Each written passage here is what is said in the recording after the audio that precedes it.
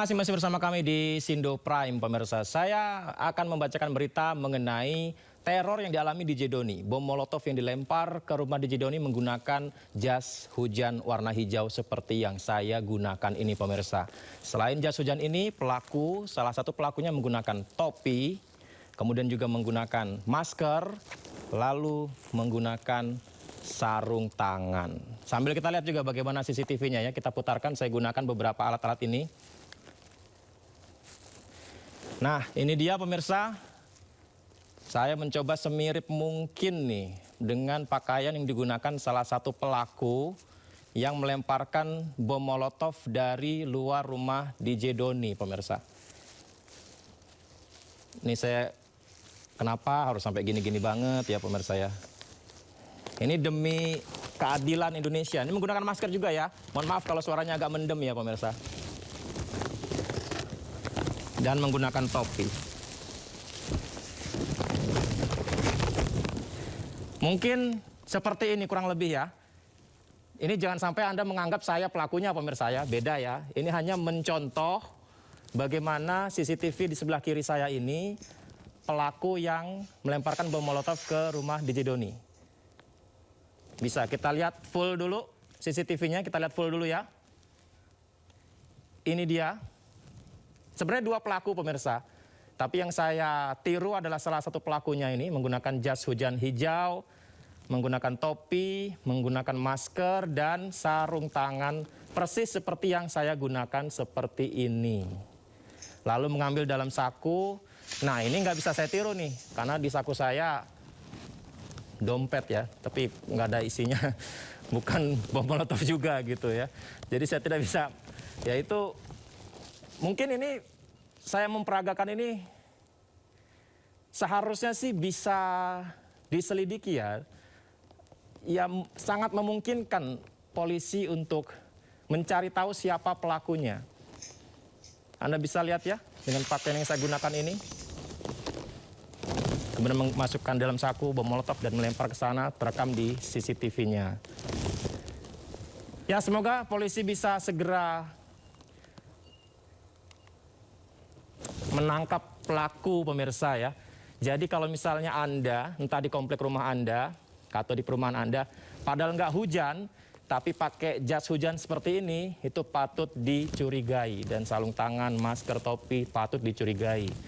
Ya kalau nggak pelakunya mungkin ada presenter yang mencoba gimmick seperti saya ya. Tapi yang jelas pemirsa ini, saya gerah banget ini ternyata pemirsa. Hujan enggak, pakai jas hujan, pakai topi, dan juga pakai masker seperti ini, sangat gerah sekali. Tapi yang jelas semoga pelaku juga gerah karena aparat kepolisian bersama TNI sudah melakukan penyelidikan dengan datang langsung ke rumah influencer Ramon Doni atau DJ Doni. Kita simak informasinya berikut ini pemirsa.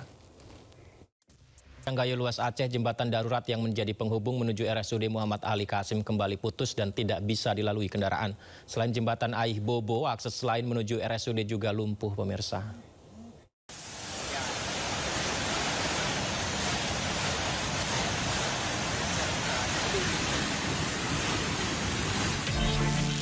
Akses menuju Rumah Sakit Umum Daerah Muhammad Ali Kasim, Kabupaten Gayo Luas Aceh terganggu setelah jembatan Aih Bobo yang menjadi penghubung menuju RSUD Muhammad Ali Kasim kembali putus dan tidak bisa dilalui kendaraan. Jembatan darurat ini tidak dapat dilalui karena debit air sungai meningkat setelah hujan deras mengguyur wilayah Gayo Luas sejak Rabu malam. Padahal jembatan darurat yang dibangun warga setempat baru berfungsi sekitar 1 bulan pasca banjir dan longsor yang melanda wilayah tersebut pada akhir November 2025. Warga bergotong royong memperbaiki jembatan agar tetap dapat dilewati pejalan kaki dan kendaraan roda 2.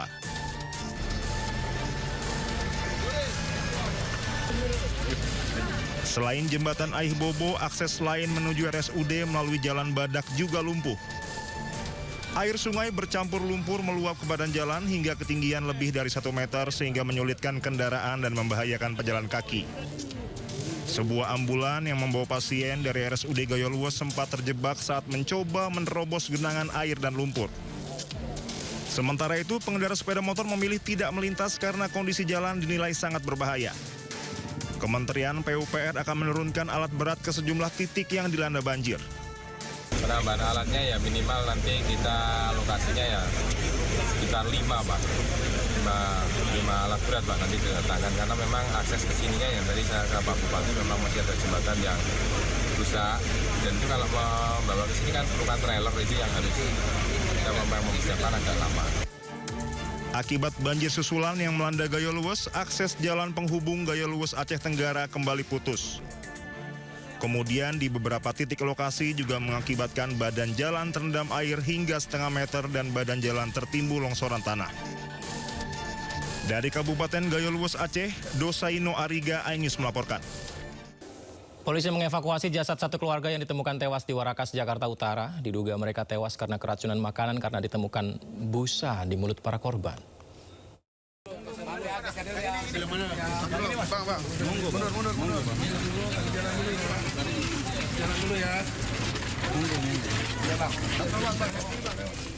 Setelah 4 jam melakukan proses identifikasi, polisi mengevakuasi jasad korban yang ditemukan tewas di Warakas, Tanjung Priuk, Jakarta Utara. Jasad ini dievakuasi ke Rumah Sakit Polri Kramat Jati untuk diotopsi agar penyebab kematiannya bisa diketahui. Selain jasad para korban, polisi juga membawa barang bukti dari dalam rumah korban yang merupakan satu keluarga tersebut. Dari identifikasi sementara, korban diketahui bernama Siti Solihah, berusia 50 tahun, Afiah Adilah Jamaludin berusia 27 tahun, dan Adnan Abrar Jamaludin berusia 13 tahun. Selain 3 orang meninggal dunia, ada satu korban lain bernama Abdullah Syauki yang kondisinya kritis.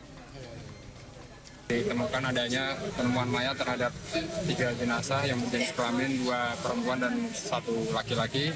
Selanjutnya kami melaksanakan olah TKP bersama dengan tim IDEN dan juga dari Dokes Polres.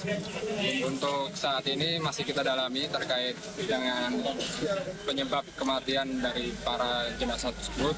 Dan saat ini jenazah sudah kami bawa ke RS Polri.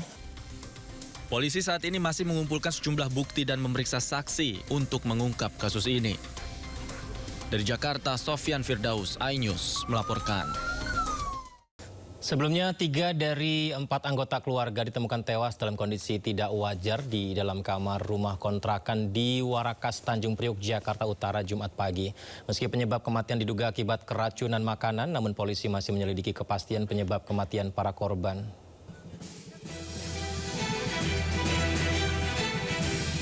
Tiga dari 4 anggota keluarga ditemukan tewas di rumah kontrakan di Jalan Warakas 8 RT 6 RW 10 Tanjung Priuk, Jakarta Utara. Ketiga korban tewas diketahui seorang ibu dan 2 orang anak. Mereka adalah Siti Solihah 50 tahun, Afiah Al-Adilah Jamaludin 27 tahun, Adnan Al-Abrar Jamaludin 13 tahun. Sementara satu korban kritis bernama Abdullah Syauki Jamaludin 22 tahun. Dugaan sementara penyebab kematian ketiga korban akibat keracunan makanan. Saya dapat info dari tetangganya kalau ada tetangganya yang kejadian itulah. Saya belum tahu waktu itu apakah sudah meninggal atau belum. Makanya terus saya kontak, telepon Pak Dimas. Itu kalau nggak salah ada 4 orang, ada 1 yang sudah dibawa ke rumah sakit. Polres Metro Jakarta Utara masih memintai keterangan para saksi dan menunggu hasil autopsi untuk mengetahui penyebab pasti kematian. Dari Jakarta, Sofyan Firdaus, iNews melaporkan. Aparat kepolisian bersama TNI mendatangi rumah influencer Ramon Doni atau DJ Doni. Aparat datang ke rumah DJ Doni untuk melakukan penyelidikan terkait teror yang diterima DJ Doni.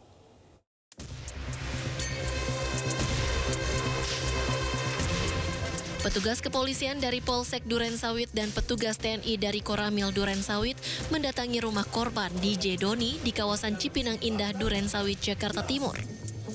Petugas mengecek rekaman CCTV dan meminta keterangan korban DJ Doni. Petugas melakukan penyelidikan berdasarkan rekaman CCTV. DJ Doni menyebut polisi merespon cepat laporan yang ia sampaikan. Sejumlah barang bukti pun telah diserahkan DJ Doni ke aparat kepolisian. Responnya seperti apa? Bagus, responnya baik, langsung cepat tanggap, ya kan. Para Polsek juga malam ini sudah datang, dari Kodim juga datang melihat situasi di lapangan. Tadi juga anggota kepolisian sudah melakukan olah TKP, rumah Abang. Sudah. Ada temuan-temuan apa Bang yang disampaikan ke Bang? Bukti-buktinya, bukti ancaman, surat ancaman, terus apalagi tadi bukti bom molotovnya yang pecah, sumbunya juga masih ada. Sebelumnya, influencer Raymond Doni atau DJ Doni melapor ke Polda Metro Jaya terkait teror yang dialaminya. Bahkan DJ Doni curiga pelaku teror bukan orang sembarangan karena mengetahui alamat tempat tinggalnya meski domisili DJ Doni berbeda dari yang tertera di KTP. Sementara itu, polisi didesak untuk mengungkap kasus teror ini hingga tuntas agar tidak menimbulkan prasangka. Polisi bisa menelusuri para pelaku dari data dan informasi awal bahwa pelaku terindikasi pihak yang dirugikan atas aktivitas yang dilakukan oleh para influencer. Di mana negara? Di sinilah kita berharap Kepolisian Republik Indonesia, di mana tugasnya adalah menegakkan, di situ sudah jelas tugasnya, menjaga keamanan dan ketertiban, melindungi masyarakat, mengayomi masyarakat, melayani masyarakat, menegakkan hukum. Di mana sekarang sudah benar harus bawa ke polisi. Dan kepolisian saya kira tidak sulit untuk mencari hal ini. Tinggal sekarang adakah kemauan untuk memperbaiki keadaan ini atau tidak? Kalau memang kita ingin bersama, ya mari. Pemberitaan ini wajar harus disampaikan supaya semua tahu. Baik. Siapa yang melanggar, siapa yang tidak. Kan begitu. Baik, Pak Soleman, kira-kira siapa pelaku teror ini dengan banyaknya aktivis yang terkena teror?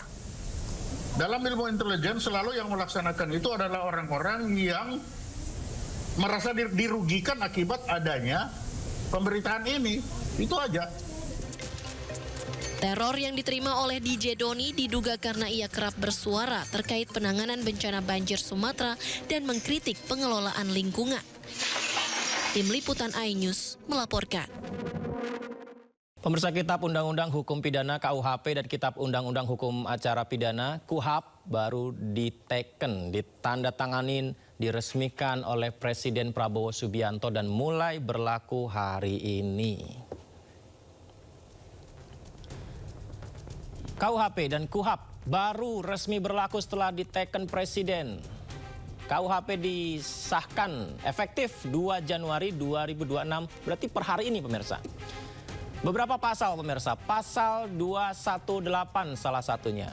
Setiap orang yang menyerang kehormatan atau harkat dan martabat diri presiden dan wakil presiden di muka umum berpotensi diancam penjara paling lama 3,5 tahun.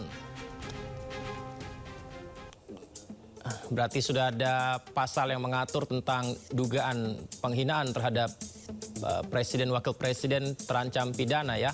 Kemudian pasal 240 mengenai penghinaan pemerintah atau lembaga negara, ancaman pidana penjara paling lama 1,5 tahun.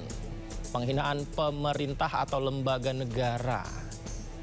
Oke, kalau yang pertama tadi tentang presiden, tentang wakil presiden, yang kedua ini barusan adalah terhadap pemerintah dan lembaga negara. Kemudian ketiga, ini terkait dengan pasal perzinahan. Pasal 411 ayat 1 menyebut setiap orang melakukan persetubuhan dengan orang yang bukan suami atau istrinya diancam pidana penjara paling lama 1 tahun.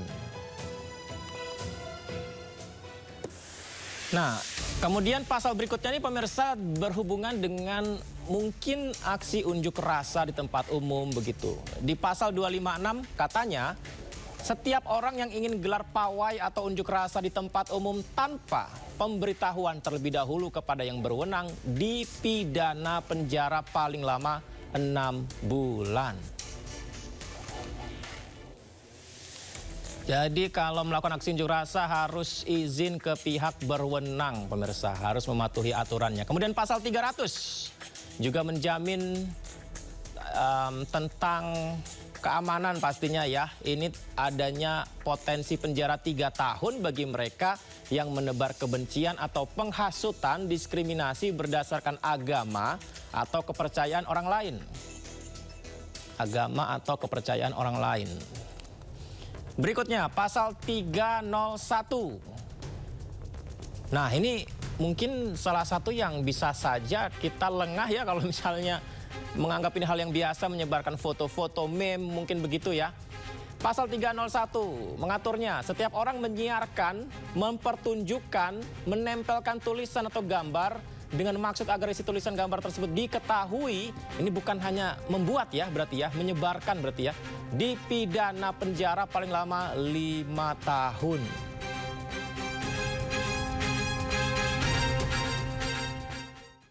Ya, kita masih terus akan mempelajarinya seperti apa ya mengenai penerapan KUHP yang terbaru tersebut yang sudah disahkan ya. Sementara itu informasi berikutnya, Menteri MIPAS Agus Andrianto mengatakan hukum pidana kerja sosial juga mulai diberlakukan Januari 2026. Lokasi dan kerja sosial yang akan diberikan ditentukan oleh masing-masing pemerintah daerah terkait.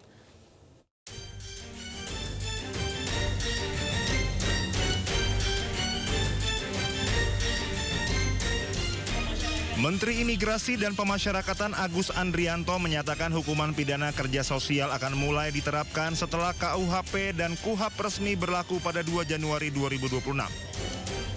Ia menyampaikan seluruh kepala lembaga pemasyarakatan dan kepala rumah tahanan telah menaikkan sejumlah kerjasama dengan pemerintah daerah terkait penerapan sanksi kerja sosial tersebut. Nantinya lokasi dan kerja sosial yang akan diberikan ditentukan oleh masing-masing pemerintah daerah terkait. Nanti kita tunggu berlakunya KUHP baru 2 Januari. Nanti hasil koordinasi para kalapas Karutan dengan pemerintah daerah ini sudah membuat beberapa alternatif dan tempat dan jenis pekerjaan yang dikerjakan. Mahkamah Agung sudah bersurat ya Pak? Sudah. Tadi sudah sampaikan. Sementara Ketua Kamar Pidana Mahkamah Agung Prim Haryadi membenarkan jika Kejaksaan Agung mengusulkan agar hakim hanya memutus durasi pidana sosial. Adapun soal jenis pidana kerja sosial dan tempat melakukannya ditentukan jaksa eksekutor. Prim mengatakan hingga saat ini Mahkamah Agung masih membahas masalah ini dan belum mengambil keputusan atas usulan kejaksaan. Menurut Prim, keputusan yang sudah diambil Mahkamah Agung yakni hakim akan menyebutkan kesalahan terdakwa, bentuk jenis pidana kerja sosial, lama durasi kerja dalam 1 hari dan 1 pekan, serta di mana terdakwa akan melaksanakan kerja sosialnya. Dikatakan bahwa kerja sosial itu tidak boleh lebih dari 6 bulan masanya. Oleh karenanya, hakim dalam menjatuhkan pidana kerja sosial harus menyebutkan dalam 1 hari itu berapa jam. Kemudian dalam 1 minggu itu berapa hari. Terdakwa harus melakukan kerja sosial dan menyebutkan di mana tempat kerja sosial itu dilakukan. Apakah di rumah sakit, apakah di rumah-rumah ibadah gitu ya. Nah, memang ini jujur saja ini ada pembicaraan lah antara Pak Jampidum dengan kami. Pak Jampidum menginginkan kalau bisa katanya sudah ada pembicaraan Pak Jampidum dengan Kementerian Dalam Negeri kalau tidak salah saya. Beliau berkeinginan agar hakim hanya menyebutkan tentang lamanya saja. Tempat itu nanti mereka yang menyesuaikan dengan kondisi daerah setempat. Pidana kerja sosial merupakan hal baru yang termuat dalam Undang-Undang Nomor 1 Tahun 2023 tentang Kitab Undang-Undang Hukum Pidana atau KUHP. KUHP baru ini akan mulai berlaku pada 2 Januari 2026 termasuk dengan Kitab Undang-Undang Hukum Acara Pidana atau KUHAP. Partai Demokrat melayangkan somasi terhadap beberapa akun media sosial penyebar fitnah yang mengait-ngaitkan Susilo Bambang Yudhoyono dengan isu ijazah Joko Widodo. Somasi dilayangkan kepada seseorang bernama Sudiro Wibudius Piliang.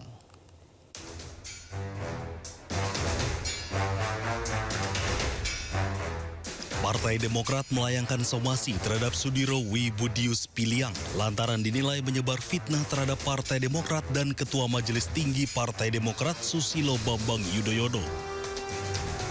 Surat somasi itu dilayangkan buntut unggahan video Sudiro Budius yang menuding bahwa SBY berada di balik isu ijazah palsu Joko Widodo. Surat itu diteken oleh 6 advokat dari Badan Hukum dan Pengamanan Partai Demokrat. Juru bicara DPP Partai Demokrat Herzaki Mahendra menyoroti sejumlah tudingan terhadap Partai Demokrat dan Ketua Majelis Tinggi Partai Demokrat Susilo Bambang Yudhoyono terkait kondisi kesehatan SBY hingga tudingan dalang dibalik isu ijazah palsu Jokowi. Menurutnya tudingan tersebut merupakan pengalian isu di tengah bencana. Belakangan juga muncul misinformasi terhadap Pak SBY, mulai dari rumor terhadap kondisi kesehatannya hingga beliau dituduh terlibat dalam isu pemalsuan ijazah Pak Jokowi. Isu-isu tersebut tidak benar. Sangat disayangkan perhatian kita hari-hari ini malah berusaha dialihkan ke isu-isu politik yang tidak berdasar. Pada seharusnya energi, waktu, sumber daya yang kita miliki, kita gunakan semaksimal mungkin untuk bisa membantu saudara-saudara kita yang membutuhkannya di daerah bencana. Mari kita bertanggung jawab dalam menyebarluaskan informasi, tidak mudah terprovokasi dan bersama-sama mengutamakan kemanusiaan. Saat ini yang paling membutuhkan perhatian adalah para korban di daerah bencana. Mari kita fokus pada saudara-saudara kita di sana. Sebelumnya, Partai Demokrat dan Presiden ke-6 RI Susilo Bambang Yudhoyono terseret isu kasus ijazah palsu Presiden ke-7 Joko Widodo. Atas tudingan tersebut, Partai Demokrat membantah dan meminta masyarakat tidak terprovokasi dan lebih fokus pada penanganan pasca bencana Sumatera. Dari Jakarta, Tim Liputan iNews melaporkan.